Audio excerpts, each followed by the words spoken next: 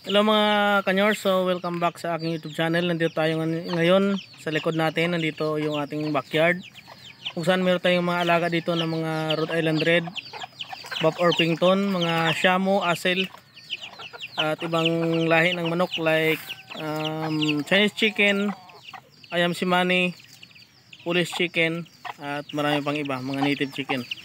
So ang ating pag-uusapan ngayon, ayan, nakikita nyo naman sa title at sa thumbnail. So bakit magandang mag-breed ng manok sa season na ito, which is nagsisimula sa buwan ng February hanggang May.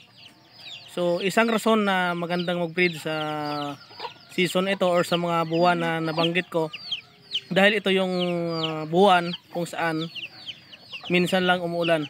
So isang dahilan na nagkakasakit yung ating mga manok dahil sa ulan. So nilalamig sila at hindi sila makapag-focus sa kanilang pangitlog dahil malamig, at saka yung kanilang hatching rate ay mababa dahil sa lamig.